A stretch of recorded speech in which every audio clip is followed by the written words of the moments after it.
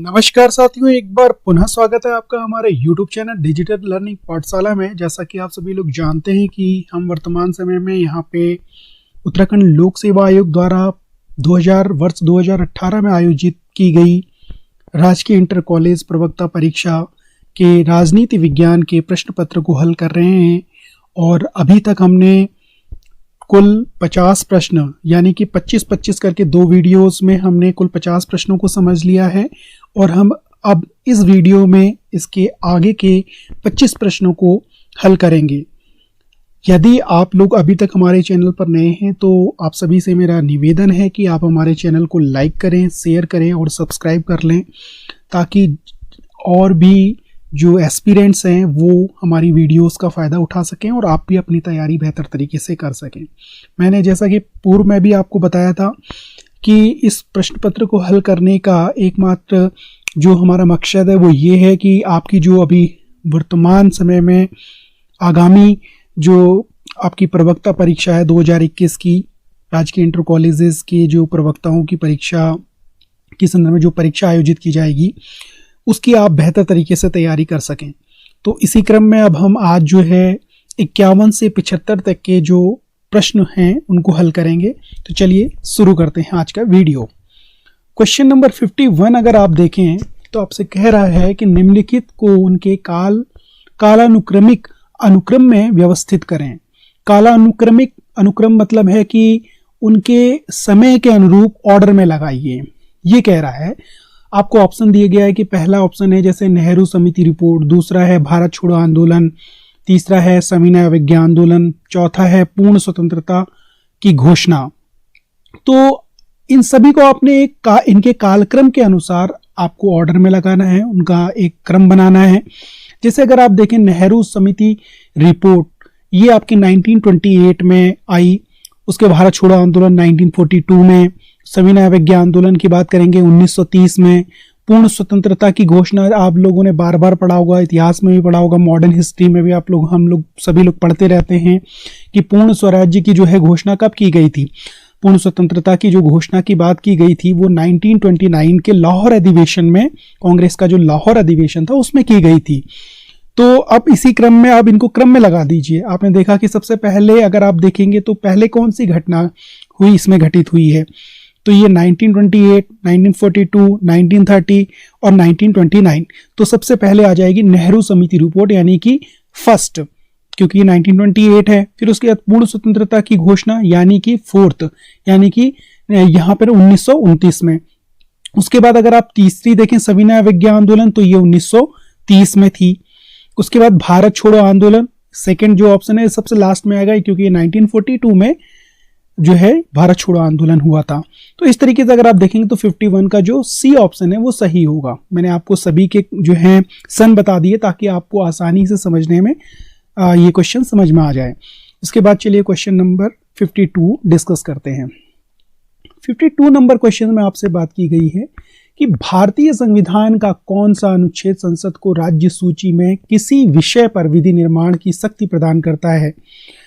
तो भारतीय संविधान का कौन सा अनुच्छेद संसद को राज्य सूची, आपने देखा कि हमारी जो 7वीं अनुसूची है 7th शेड्यूल्स में 3 प्रकार की सूचियों की बात की गई है। एक संघ सूची होती है, दूसरी राज्य सूची होती है, तीसरी समवर्ती सूची होती है।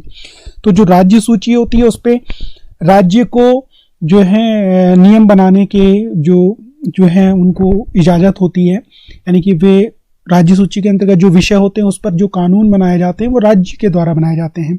लेकिन यहाँ पे आपसे क्वेश्चन पूछे कि भारतीय संविधान का कौन सा अनुच्छेद संसद को राज्य सूची के किसी विषय पर विधि निर्माण की शक्ति प्रदान करता है। लेकिन कुछ ऐसे अनुच्छेद है जिसके अंतर्गत संसद को राज्य सूची के अंतर्गत शामिल विषयों पर भी विधि निर्माण का अधिकार मिला हुआ है। तो इसी क्रम में अगर आप देखेंगे तो अनुच्छेद 249 जो है संसद को राज्य सूची के विषय पर विधि निर्माण करने की शक्ति प्रदान करता है। इसी प्रकार आप देखेंगे आपका क्वेश्चन नंबर 53, निम्नलिखित में कौन सही सुमेलित नहीं है। फिर से क्वेश्चन देखिए, निम्नलिखित में से कौन सा सही सुमेलित नहीं है। यहाँ पे आपको देख रहे होंगे कुछ राज्य दिए गए हैं, उन राज्यों को क ख ग घ करके जो है अलग अलग श्रेणियों में विभाजित किया गया है। और यहाँ पे अगर आप देखेंगे तो विशेष प्रावधान प्राप्त राज्य हैं। अगर आप यहाँ पे इस क्वेश्चन को देखें तो आपको यहाँ पे अनुच्छेद दिए गए, कुछ राज्य हैं जिनको कुछ विशेष राज्य का जो है दर्जा मिला हुआ है अनुच्छेदों के अनुरूप। अगर आप देखेंगे उस अनुच्छेद के कुछ प्रमुख अनुच्छेद है, उनके अनुरूप अंतर्गत जो है इनको जो है क्या मिला है, विशेष राज्य का जो है प्रावधान मिला है। तो कौन सा सही सुमेलित नहीं है, तो 53 का ए अगर आप देखेंगे तो 371 सी जो है ये अरुणाचल प्रदेश को विशेष राज्य का दर्जा प्रदान नहीं करता है। बाकी के सारे जो अनुच्छेद हैं वो सारे जो अलग अलग राज्य हैं उनको जो है कुछ प्रमुख राज्य जो हैं उनको विशेष राज्य का जो है प्रावधान उनके लिए करते हैं। विशेष प्रावधान प्राप्त राज्य हैं वो, जैसे 371 डी के तहत आंध्र प्रदेश है, 371 जी के तहत मिजोरम है, 371 आई के तहत गोवा है।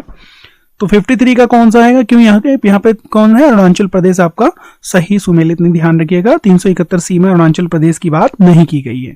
इसके बाद अगर हम बात करेंगे 54th क्वेश्चन आपसे पूछा गया है, 54th में कहा गया है, 54th क्वेश्चन देखते हैं।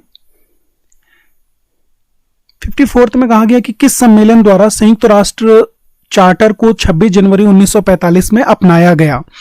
तो संयुक्त राष्ट्र चार्टर को 26 जनवरी 1945 को सैन फ्रांसिस्को सम्मेलन के द्वारा अपनाया गया था, इसको ध्यान में रखिएगा। फिर आपसे पूछा गया 55 में संयुक्त राष्ट्र महासभा के अध्यक्ष का कार्यकाल होता है, तो इनका जो कार्यकाल होता है वो 12 माह का होता है, ध्यान रखिएगा। संयुक्त राष्ट्र महासभा के जो अध्यक्ष होते हैं उनका कार्यकाल। उसके बाद 56 में आपसे कहा गया कि ब्रिटेन वुड्स समझौते द्वारा निम्नलिखित में से किस एजेंसी की स्थापना की गई थी।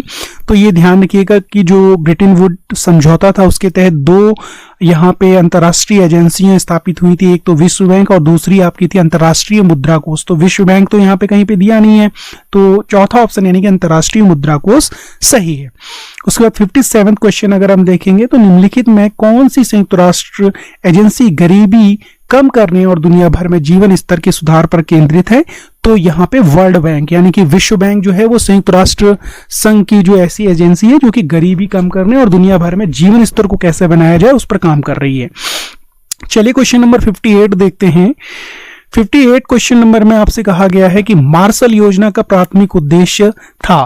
तो मार्शल जो थे ये अमेरिका के फॉरेन मिनिस्टर थे। तो इनका जो मार्शल योजना थी उसका जो प्राथमिक उद्देश्य था द्वितीय विश्व युद्ध की बर्बादी से यूरोप का पुनर्निर्माण करना। सेकेंड वर्ल्ड वॉर के बाद अगर आप देखें कि तो यूरोप के कई देश ऐसे थे जिनकी अर्थव्यवस्था पूरी तरीके से लड़खड़ा चुकी थी और ऐसी स्थिति में अमेरिका ने उनको सहायता प्रदान करी और यह जो योजना थी उसे कहा गया मार्शल योजना, यानी कि सेकेंड वर्ल्ड वॉर के बाद यूरोप की जो आर्थिक स्थिति थी उसको बेहतर करने का प्रयास किया गया, यानी कि द्वितीय विश्व युद्ध की बर्बादी से यूरोप का पुनर्निर्माण करना, ये मार्शल योजना का प्राथमिक उद्देश्य था। 59 में देखेंगे निम्नलिखित सिद्धांतों में से कौन सा सोवियत संघ के रोकथाम की अमेरिकी नीति से संबंधित है। तो ये बहुत ही महत्वपूर्ण टू मैन सिद्धांत, इसका जो उद्देश्य था सोवियत संघ के प्रचार को कैसे रोका जाए सेकेंड वर्ल्ड वॉर के बाद। फिर 60 नंबर में आपसे कहा कि भारत ने इजराइल के साथ पूर्ण राजनयिक संबंध किस वर्ष स्थापित किए। तो भारत और इजराइल के साथ जो पूर्ण राजनयिक संबंध स्थापित हुए हैं वो 1992 में। उसके बाद 61 में शक्ति संतुलन की स्थापना के लिए निम्नलिखित में से कौन सा साधन नहीं है। तो शक्ति संतुलन की स्थापना के लिए जो साधन की बात करेंगे यहाँ पे जो ऑप्शन दिए गए हैं जैसे विभाजन तथा शासन की नीति, मध्यमवर्ती राज्य, सी है उदारीकरण की नीति और डी में दे रखा हस्तक्षेप। तो यहाँ पे उदारीकरण की जो नीति है वो शक्ति संतुलन की स्थापना के लिए जो है साधन नहीं है, शक्ति संतुलन की स्थापना का साधन नहीं है उदारीकरण की नीति। उसके बाद 62 में आपसे कहा गया है निम्नलिखित में से कौन सा जॉन रॉल्स के न्याय सिद्धांत का भाग नहीं है। तो यहाँ पे सही है समान न्याय का सिद्धांत। देखिए इनके बाकी के तीनों सिद्धांत आते हैं। जॉन रॉल्स के जो न्याय के सिद्धांत है जैसे समान स्वतंत्रता का सिद्धांत है, भेदमूलक सिद्धांत है, अवसर के उचित समानता का सिद्धांत है, ये तीनों ही उन जॉन रॉल्स के न्याय सिद्धांत का भाग हैं। बट अगर आपसे पूछा जाए कि कौन सा भाग नहीं है उनके न्याय सिद्धांत का, तो समान न्याय का सिद्धांत। उसके बाद 63 नंबर क्वेश्चन को डिस्कस करेंगे। 63 में आपसे पूछा गया है कि राजनीतिक संस्कृति के वर्गीकरण में आमंड ने निम्नलिखित में से किस राजनीतिक व्यवस्था को सम्मिलित नहीं किया है। ए में महाद्वीपीय यूरोपियन राजनीतिक व्यवस्था, बी में गैर पाश्चात्य राजनीतिक व्यवस्था, सी में सर्वाधिकारवादी राजनीतिक व्यवस्था और डी में साम्यवादी राजनीतिक व्यवस्था। तो इसका सही उत्तर है साम्यवादी राजनीतिक व्यवस्था को राजनीतिक संस्कृति के वर्गीकरण में आमंड ने इसको शामिल नहीं किया है, साम्यवादी राजनीतिक व्यवस्था को। चलिए क्वेश्चन नंबर 64 डिस्कस करते हैं। 64 में आपसे कहा गया कि निम्नलिखित में से कौन सी पुस्तक लेनिन द्वारा नहीं लिखी गई है। तो ए ऑप्शन है what is to be done, B है फिलोसॉफी ऑफ मार्क्सिज्म, सी है स्टेट एंड रिवॉल्यूशन, डी है imperialism the highest stage of capitalism. तो बी ऑप्शन सही है, ये लेनिन के द्वारा लिखी हुई पुस्तक नहीं है। फिलोसॉफी ऑफ मार्क्सिज्म ये लेनिन के द्वारा नहीं लिखी गई है। बाकी ये तीनों पुस्तकें लेनिन के द्वारा लिखी गई हैं। What is to be done, state and revolution, imperialism the highest stage of capitalism. 65 में निम्नलिखित बजट प्रारूपों में कौन सा बजट के प्रबंधन दृष्टिकोण का उदाहरण नहीं है। तो लाइन आइटम बजट प्रणाली जो होती है, शून्य आधारित बजट प्रणाली, कार्य निष्पादक बजट प्रणाली और योजना कार्यक्रम बजट प्रणाली जो हैं ये प्रबंधन दृष्टिकोण का उदाहरण हैं, जबकि लाइन आइटम बजट प्रणाली जो है प्रबंधक दृष्टिकोण का उदाहरण नहीं है। यह विचार किसका है कि युद्ध हितकर है, क्योंकि इससे देश प्रेम और राज्य भक्ति की भावना की पुष्टि होती है। युद्ध हितकर है क्योंकि इससे देश प्रेम और राज्य भक्ति की भावना की पुष्टि होती है। यह कथन है हीगल का, ध्यान रखिएगा, फिर से सुन लीजिए। युद्ध हितकर है क्योंकि इससे देश प्रेम और राज्य भक्ति की भावना की पुष्टि होती है, यह कथन हीगल का है।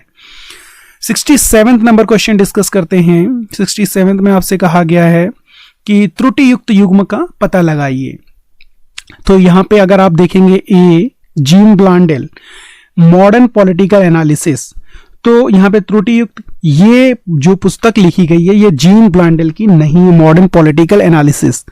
बाकी सारी सही हैं। डेविड एप्टर की द पॉलिटिक्स ऑफ मॉडर्नाइजेशन है, एफ.डब्ल्यू. रिक्स की the theory of political development है, एल.एन.आर. बाल की मॉडर्न पॉलिटिक्स एंड गवर्नमेंट है।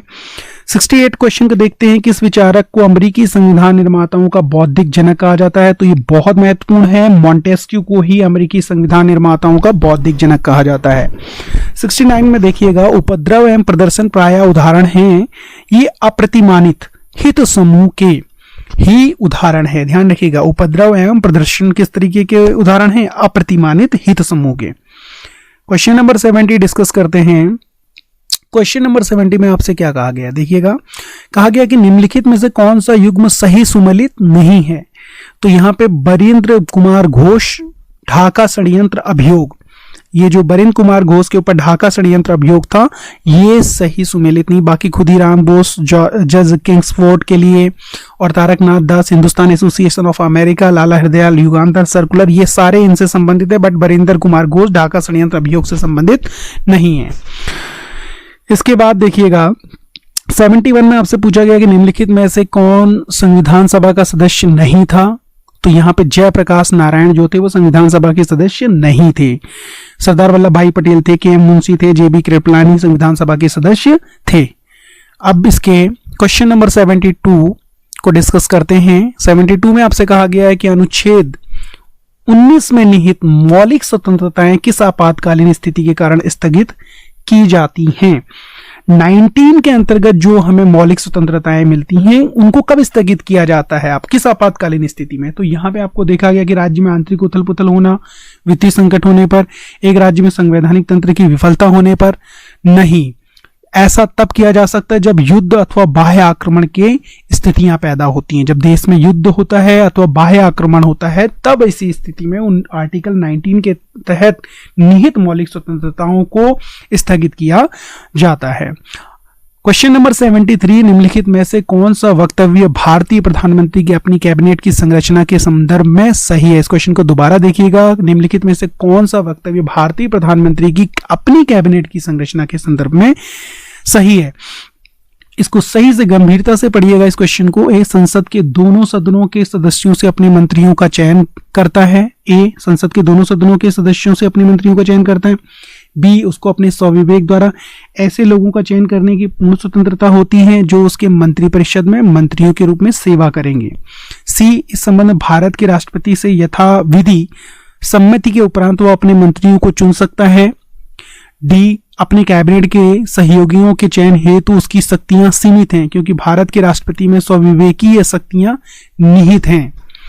इस क्वेश्चन को अगर आप देखेंगे तो यहाँ पे आप काफी कंफ्यूज हो सकते हैं, लेकिन आपको ध्यान में रखना है, जैसे आपसे क्वेश्चन ये पूछा गया है कि भारतीय प्रधानमंत्री की अपनी कैबिनेट जो है, अगर आप देखेंगे तो ये उसके अपने निर्णय पर डिपेंड करेगा कि उसे लगेगा कि कौन जो है उसकी मंत्रिपरिषद में मंत्रियों के रूप में सेवा दे सकता है, तो इसकी उसको पूर्ण स्वतंत्रता है चयन करने की। तो सबसे जो सुटेबल इसमें आंसर है वो ये है कि उसको अपने स्वविवेक द्वारा ऐसे लोगों का चयन करने की पूर्ण स्वतंत्रता होती है जो उसके मंत्रिपरिषद में मंत्रियों के रूप में सेवा करेंगे। क्वेश्चन नंबर 74 डिस्कस करेंगे।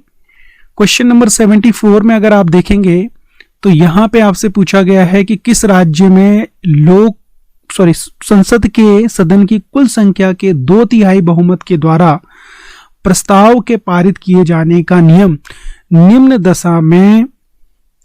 दशा में लागू किया जाता है। इस क्वेश्चन को दोबारा देखिएगा। क्या कहा जा रहा है कि संसद के सदन की कुल संख्या के 2/3 बहुमत के द्वारा प्रस्ताव के पारित किए जाने का नियम, यानी कि जो संसद के सदन है की कुल संख्या के 2/3 बहुमत के द्वारा प्रस्ताव के पारित किए जाने का जो नियम है वो लागू किया जाता है। ए, संविधान की संशोधन, दूसरा आपातकाल के प्रभावी होने की अनुमोदन हेतु, या फिर भारत के राष्ट्रपति पर महाभियोग चलाना, या फिर आपातकाल के प्रभावी होने की अस्वीकृति। तो वो ये कह रहे हैं कि जो संसद के हमारे जो सदन है, दोनों सदन, वहां पे कुल संख्या के 2/3 बहुमत से जो प्रस्ताव पारित किया जाता है वो किए जाने का जो नियम है वो किस दशा में लागू होता है, वो भारत के राष्ट्रपति पर महाभियोग चलाने के लिए लागू होता है। ध्यान रखिएगा, ये महत्वपूर्ण प्रश्न है। उसके बाद अगर आप देखेंगे यहाँ पे तो आपसे ये कहा गया है, इस क्वेश्चन को अगर आप देखिएगा, क्वेश्चन नंबर 75, किस राज्य में लोकसभा में अनुसूचित जनजातियों के लिए आरक्षित सीटों की संख्या सर्वाधिक है। फिर से इस क्वेश्चन को अगर आप देखें तो आपसे क्या कहा गया है, आपसे ये कहा गया है कि किस राज्य में लोकसभा में अनुसूचित जनजातियों के लिए आरक्षित सीटों की संख्या सर्वाधिक है।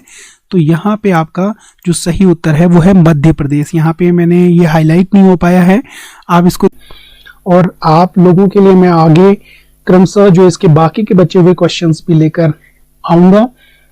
तब तक के लिए आप लोग बने रहें हमारे चैनल पर, ज्यादा से ज्यादा लोगों तक हमारे इस YouTube चैनल को शेयर करें ताकि वे लोग भी इसका बेनिफिट उठा सकें, अपनी तैयारी बेहतर तरीके से कर सकें। यदि आप लोगों के कोई सुझाव है तो जरा मुझे कमेंट बॉक्स में जाकर जरूर समझाइएगा, जरूर बताइएगा, ताकि हम और बेहतर कंटेंट आप लोगों तक पहुंचा सकें। तो आज के लिए बस इतना ही। बहुत बहुत धन्यवाद।